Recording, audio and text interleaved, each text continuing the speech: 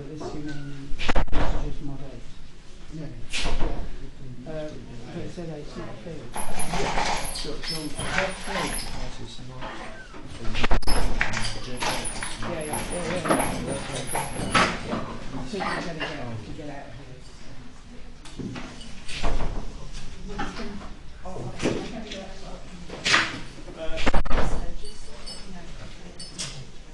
Yeah, thanks very much. I should be okay for it. There's not really much on it. That's okay. Yeah. Yeah, it's just in case there's something I really be desperate. Yeah. Yeah, Thank you. Yeah, thank you. Yeah, some of these ones are going well, so that's good.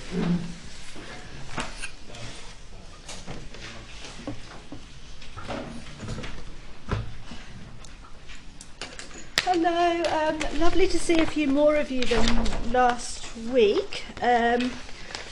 Just going to get everything loaded up so we can do our question like we normally do.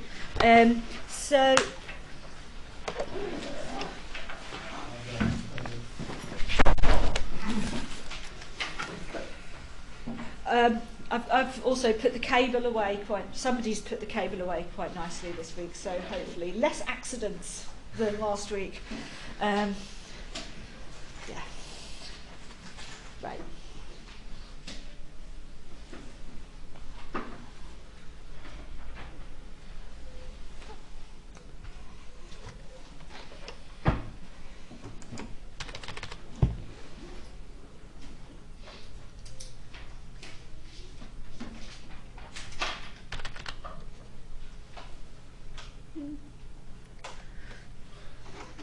Okay, so we can see everything up there, but we can't see it on the monitor here, which is going to be really tricky for me.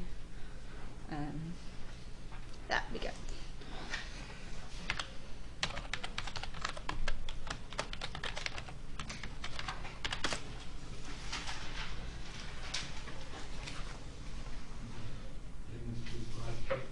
Yeah, if you could turn off the ones at the front, that would be great.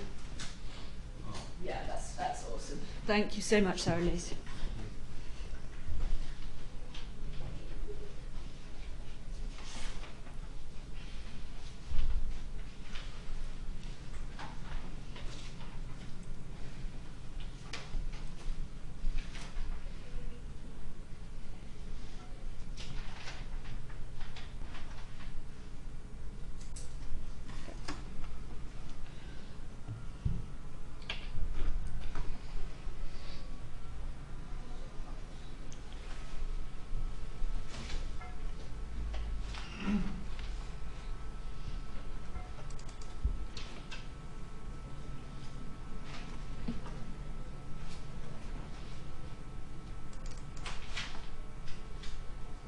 Okay, so we had 5 questions this week, so I can't show all of them on the visualizer at the same time because they don't fit on one page.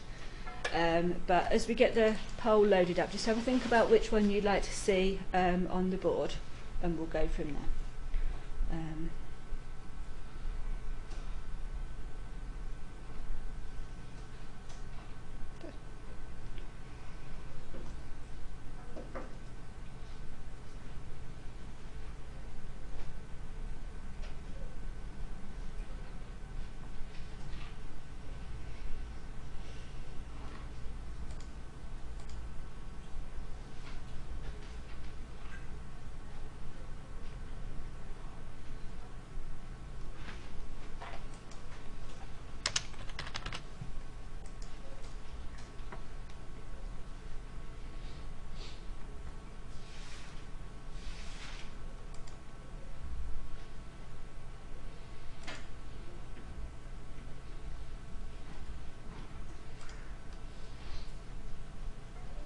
Okay, so here we go.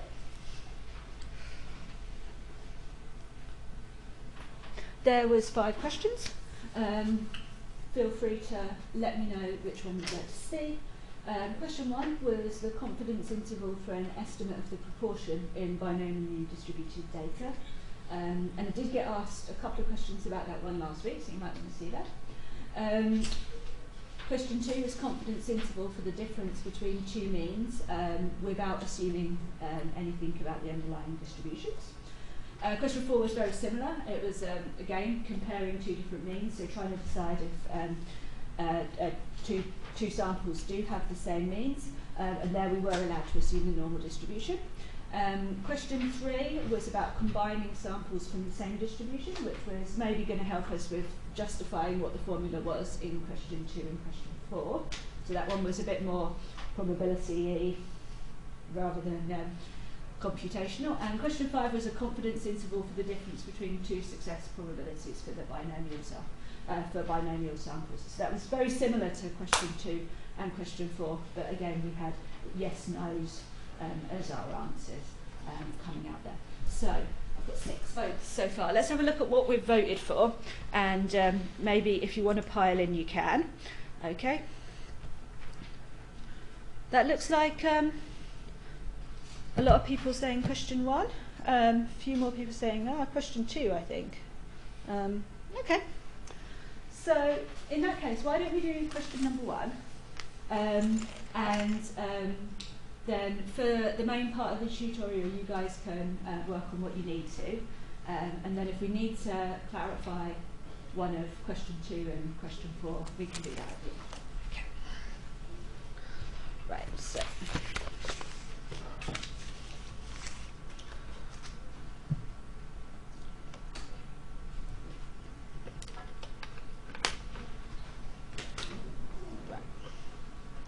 So in question number 1, we had a random sample from the binomial distribution, and the value of p was not known.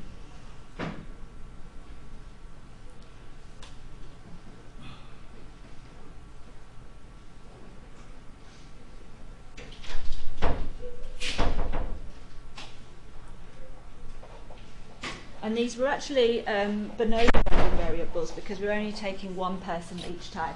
So what we could be doing, because it's a bit topical today, is we could be asking people as they, for instance, leave the voting booth a very simple question, like, did you vote Conservative? Recording yes or no's for those types of things. And then we want to estimate what's the proportion of people who vote Conservative. We want to estimate what the P is.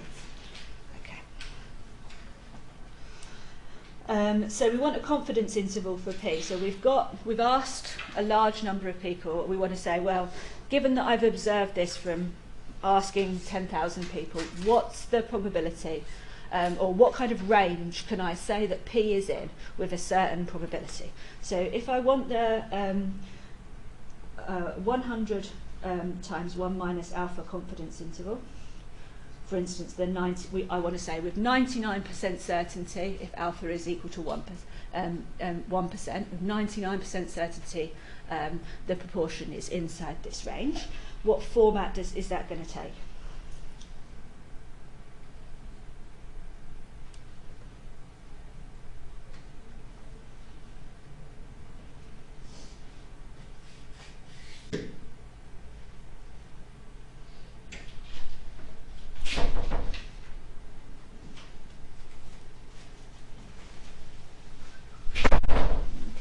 So that's what I'm looking for. It's going to have this form. So the lower end of this interval is going to start with our estimate of P. I can't put the actual P in there because I don't know what the actual P is. And then I'm going to need to subtract off something. So I'm going to be subtracting off a constant, which I'm going to call Z, 1 minus alpha divided by 2. And then the standard error, an estimate of the standard error of P hat as the bottom end of the estimate. And the standard error is going to be an estimate of the standard deviation of P. Okay. The top end here is going to be the same but with a plus instead.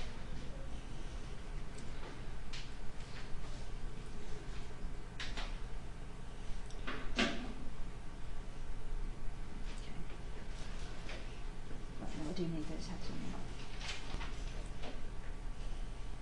now. Okay, so the estimate of the standard error of P hat is the square root of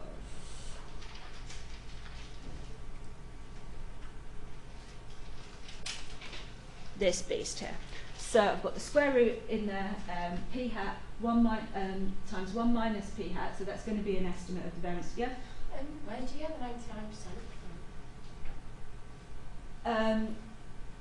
Right, so yeah, if I want to take alpha is equal to 1%, for instance, so it's like, I'm going to say alpha, I'm going to,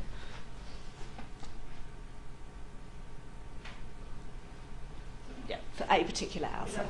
Yeah, I'm just kind of, I want to say for a certain, with that probability, so, sorry about that. Okay, but really good question, because I'm kind of mixing up the general form and a particular example, so point out when I do that type of thing. It's a good idea.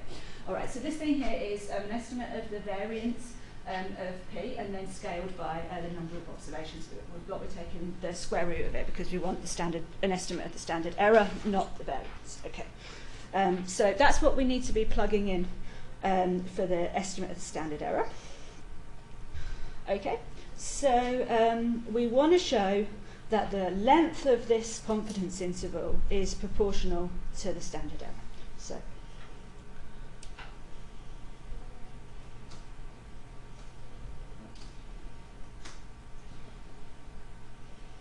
So how are we going to calculate the length of the confidence interval? We're just going to need to subtract the bottom value of the top line. Yeah? So the p hats are going to cancel, and I'm going to end up with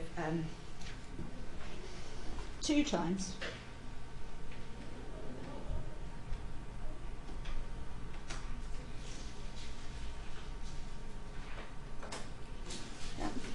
and then this is a constant for any particular fixed alpha. This is a constant multiplied by the standard error, so we're good at this point.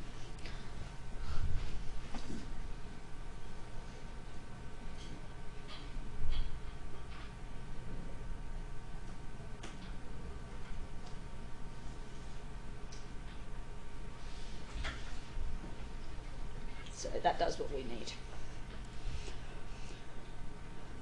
So I guess I should have said what's the z, but the z is what we've had cropping up for weeks and weeks now.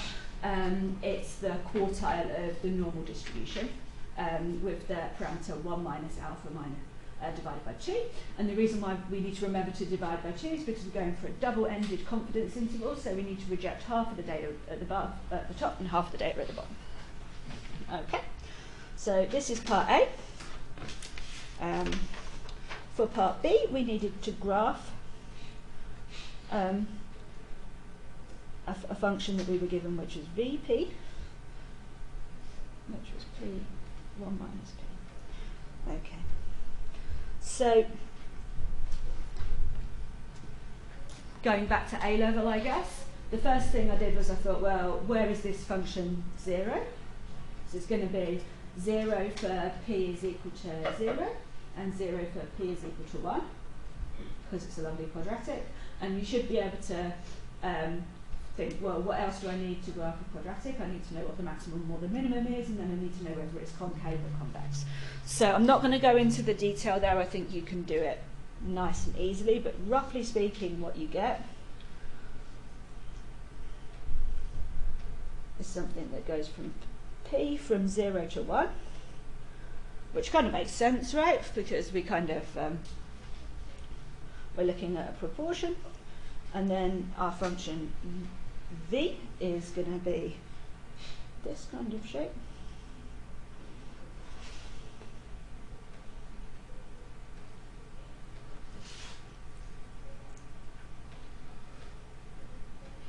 And the maximum is going to be there at p is equal to 1/2. So the third part said confirm algebraically that you've got the right maximum at p is equal to 1/2. So you might have done the second part using R or something like that, and then the third part would be, say, explain exactly why it is that the maximum of v is at 1/2. Now, the technique that Sarah Lees uses in the solution is to complete the square, and then observe from the form of the completed square that everything's got to be below a certain point. I did, the differential and then the second differential, and probably equally as good. Both are fine. Using Sarah-Lee's technique,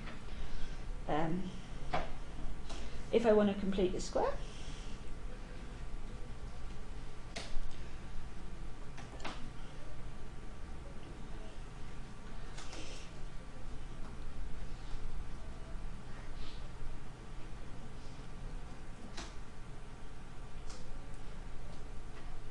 I'm going to end up with this form, and you can see that the first term here, the p minus a half all squared, because it's got a minus in front of it, that's always going to be negative. So that's going to confirm both that when p is equal to a half, this is maximised because this term is as small as possible. What I'm subtracting off is as small as possible, and then the maximum level is going to be a quarter.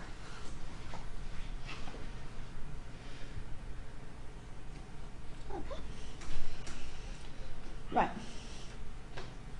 So, great. Looking back at the formula for the standard error that I got, I can notice that the standard error is the square root of my function v, p, divided by n, evaluated at p hat, obviously. So I can say something about the function, the standard error of p, using this function v that Sarah-Lee's has introduced. So,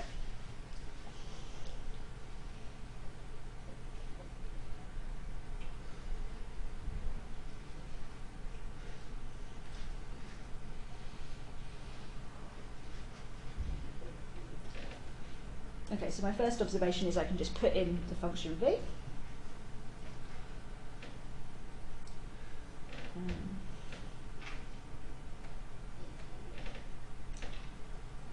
So I'm taking the square root of this, and I've just observed that Vp is less than a quarter in all cases.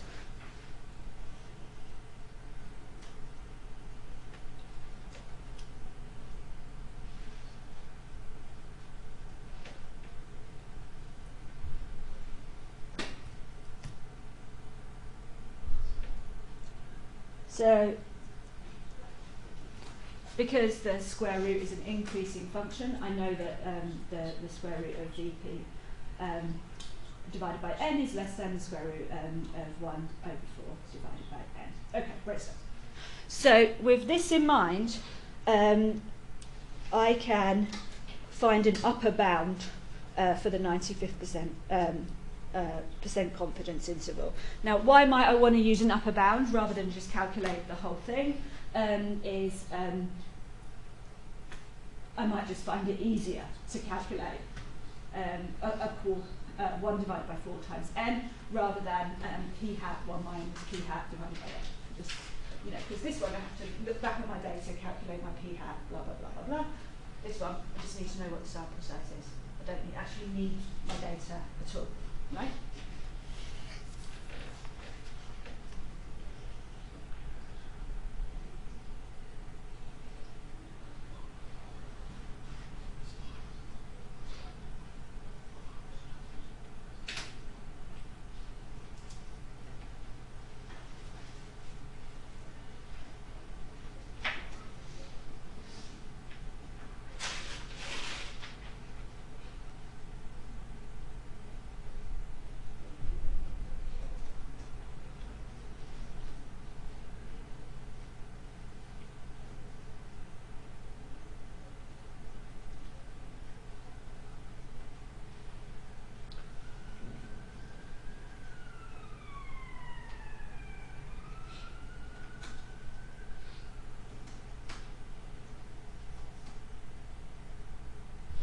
So in the case that Sarah-Lee's has asked for, so when alpha is equal to 0.05, so 5%, I can find an upper bound on the total length of the confidence interval of 0.062.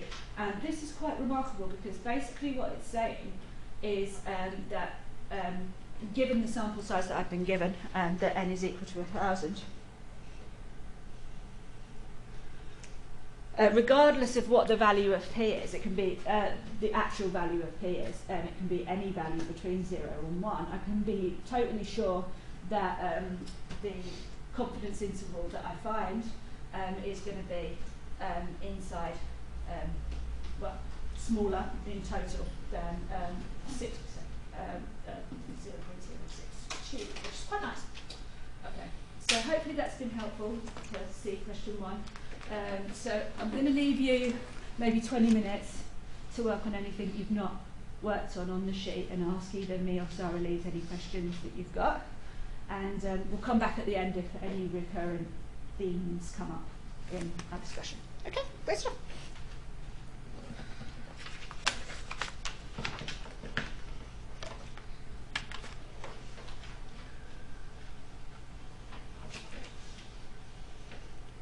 Okay, so seeing as we've done question 1, would you like me to show question 4 and 5 on the overhead, or 2 and 3?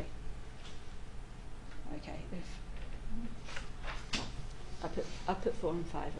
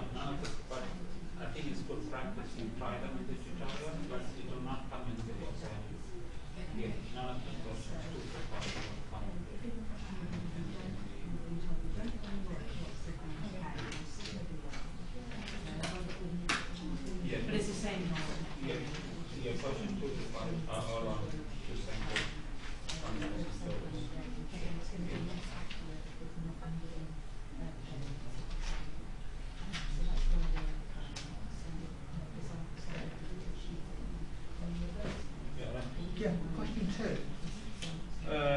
We've got the 2 examples of the, we've got A and B. Would I be using this formula here? Because for first part, sigma squared, A and sigma squared B is not equal. So we'll be using that formula. Yeah, you can use it, but in this case, the sample sizes are like 150 and 200, which are pretty large. So you may say that since the sample sizes are large, we can approximate the sample variances for the population variances, and so you may choose to choose this one. Okay. The first one. Oh, okay. Yeah. Yeah, because it's Yeah. yeah. You may choose to choose this one because the sample sizes are 150 and 200, so that you can approximate the population variances by the sample variances which are given here. Which are given here. Okay. Thank you very much.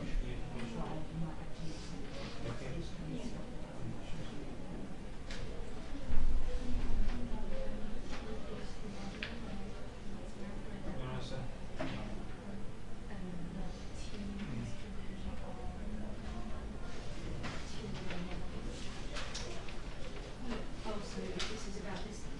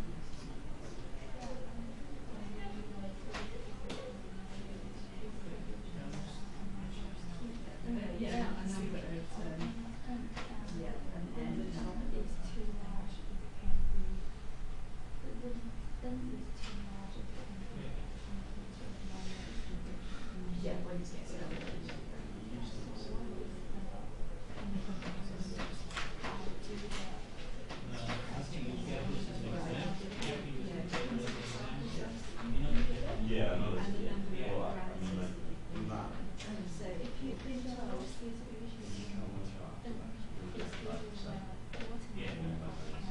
that, I'm not sure.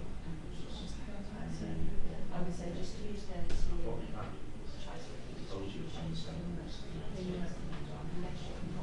Yeah, but these are samples and yeah, but here it's talking about population variance, right? Whether they are equal or unequal.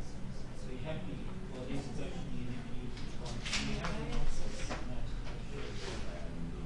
can you go to the website?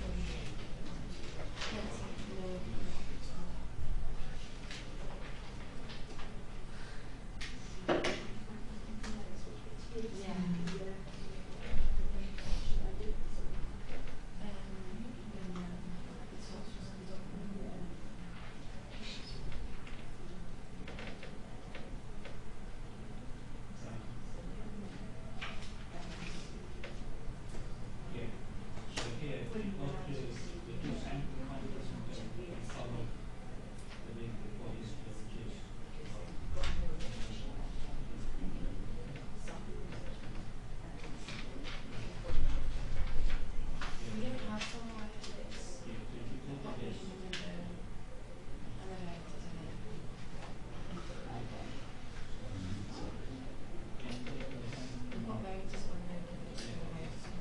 Right,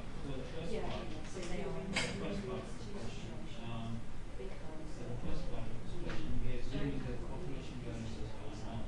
Sorry, unequal, right? But if you look at the sample sizes, they are they are actually large, right? Normally anything 35 is considered large.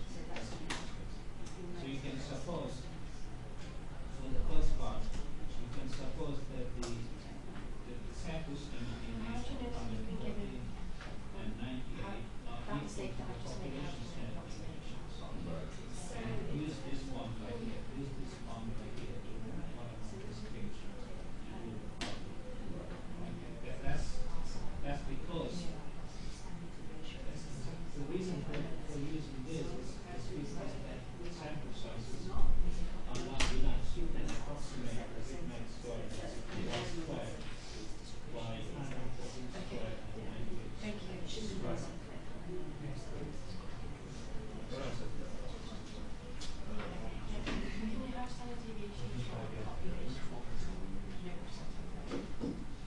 You might have either one. Yeah, can you go to the website? Can you go to the website and go to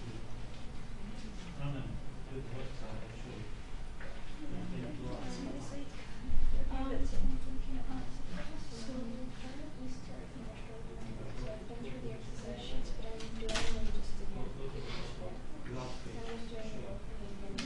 Just trying to remember what Formula you use results is you use. the confidence interval for difference in population proportions. So this is the formula you need to use to do the last proportion. Yeah, I've got a question too, in fact. Is Part one. Part two is kind of sigma squared A plus sigma squared B. So looking, what formula would I use? Because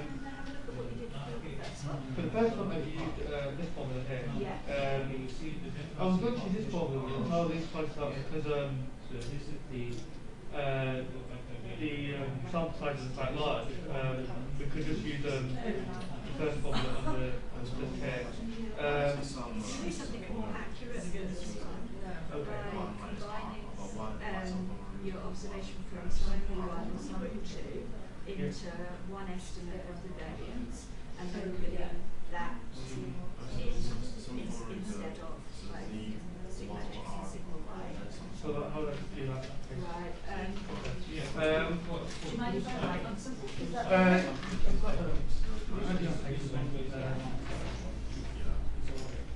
So when you have one-sided conflict, which we did not talk about before, so when you have one-sided conflict, so it's on one side. But in the class, we only talk about two-sided conflict. So we want to come up with an estimate for the But we need to remember there's a page that shows it. Because we talk we did combine them, so I'll come up with a SOT and how I want to formulate this is I want to make it into the number of observations to subtract 1, 3, and then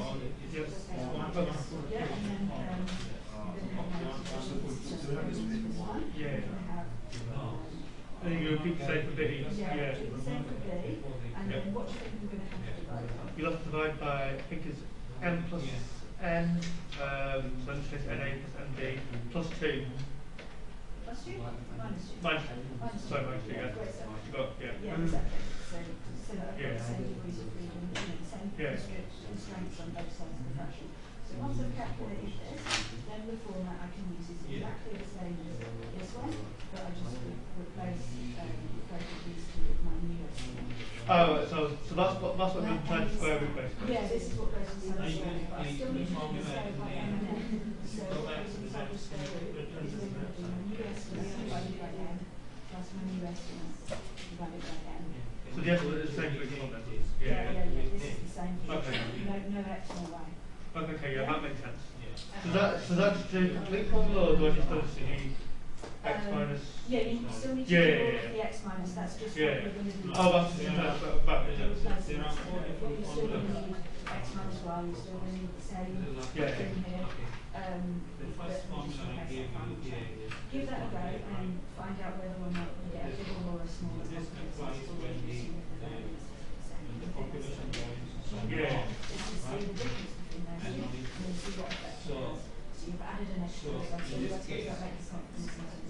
we are not given Thank you very much. we are not given the population variance, but we are told that the sample sizes are 150 and 200, which are pretty large numbers because we have London and Hong Kong, and if you run it then it's large. So what you can do is you can approximately, maybe you want some level of just like because the sample sizes are large, you can say that the sample standard deviation of 140 and 98 are approximately equal to the population standard deviation. So basically, to do part 1, we have to assume that the population variances are approximately equal to the square of this and the square of this. You follow what I'm saying? No, the question does not use the population variance. It only uses the sample standard deviation of 140.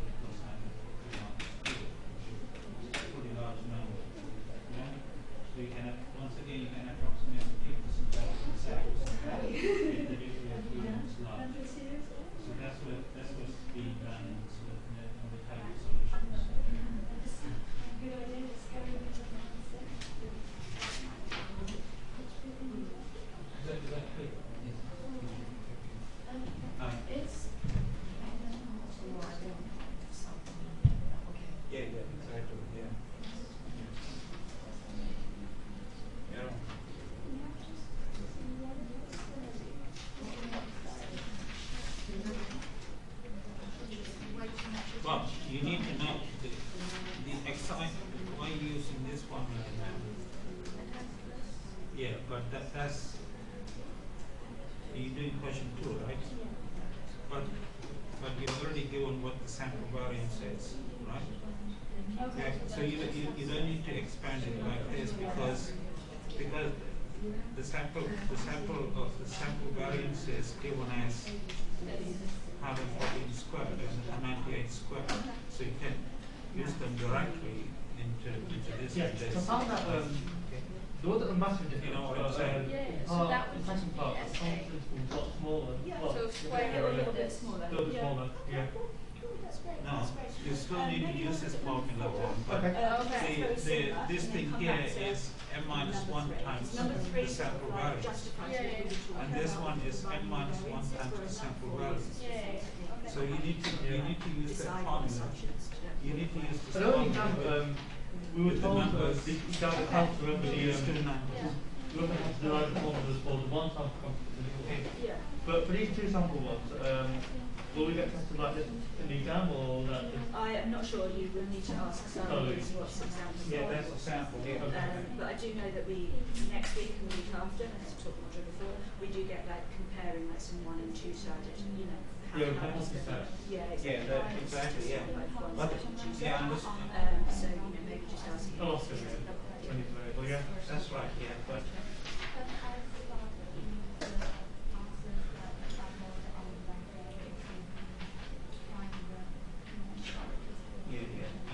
okay, let me explain why. Let me explain. The reason that this answer is using this formula here is we are using, in this solution, we are using this formula, right? The reason for that is because the sample sizes, if you look at the sample sizes, 150 and 200, which are large enough sample sizes that you can approximate the population values, sigma squared and sigma y squared. You can approximate them by the sample variances, which are 114 squared and 98 squared. So I in the project solutions and also in the type solutions, we have used the fact that the sample sizes are large enough so that you can approximate the population variances by the sample variances.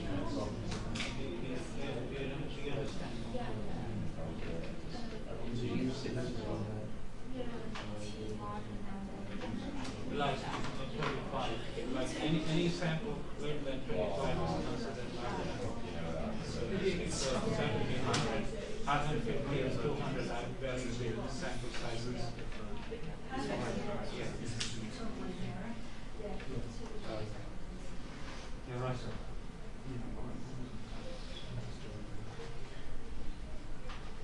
Yeah. Here, we've worked out on this program. Is that like multiplied by it? Is that part of the T? No, it's not cool. Yeah, that's right. Yeah, that's good.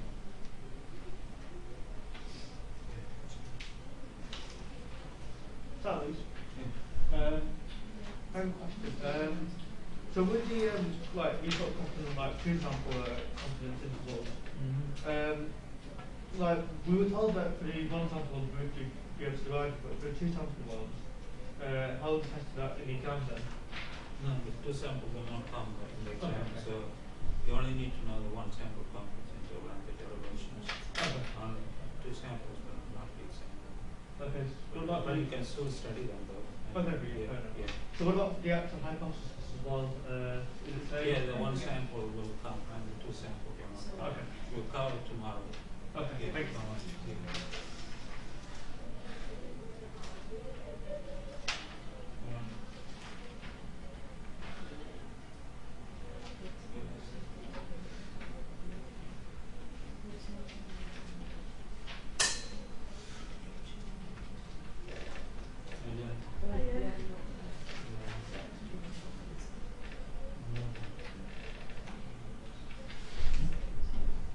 So,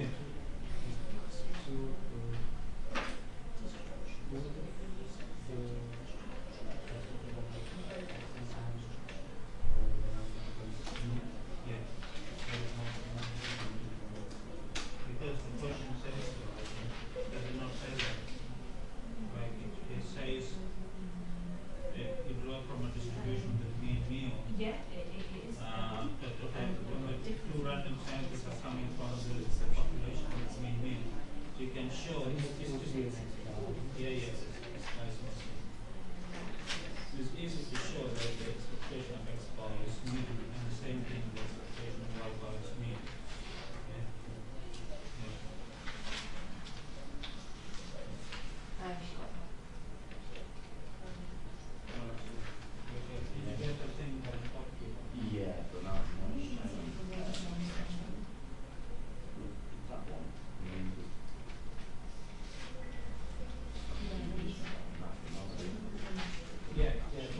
For that you need to use the you go to the course website and I'll show you which formula you need to use.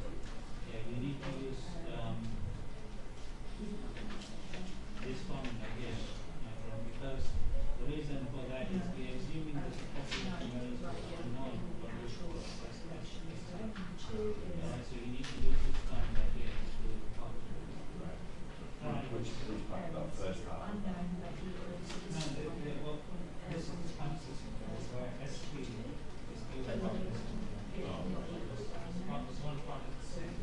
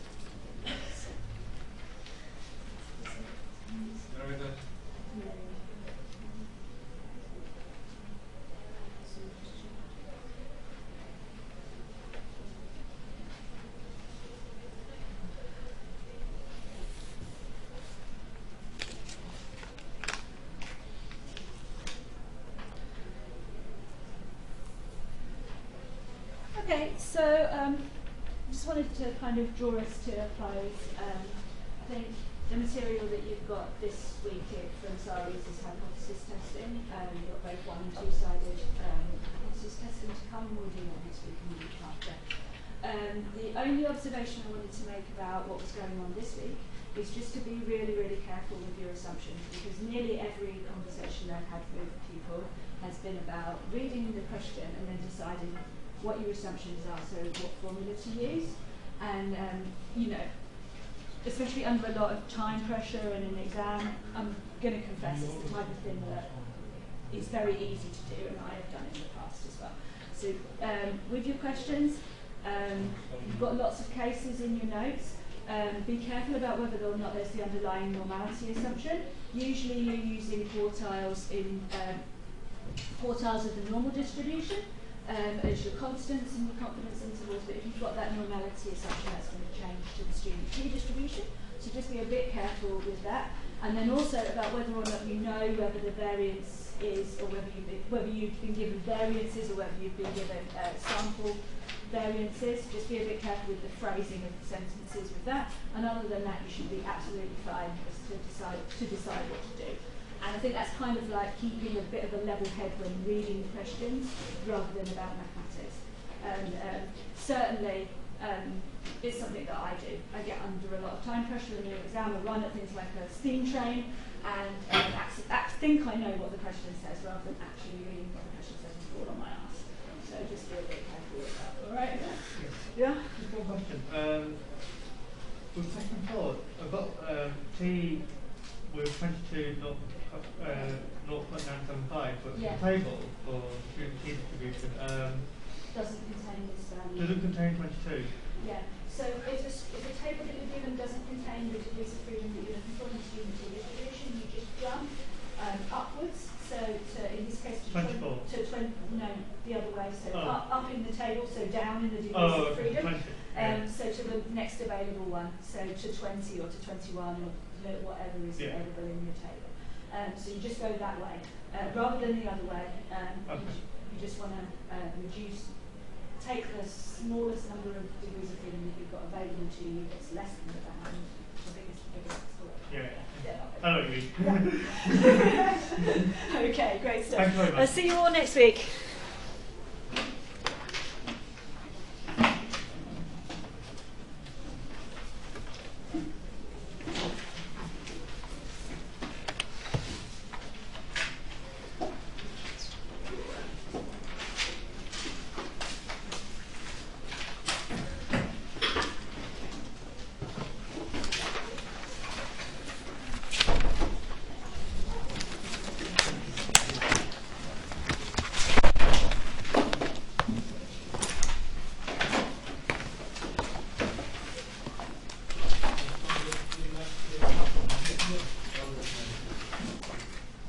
Thank you very much. Nice to meet you.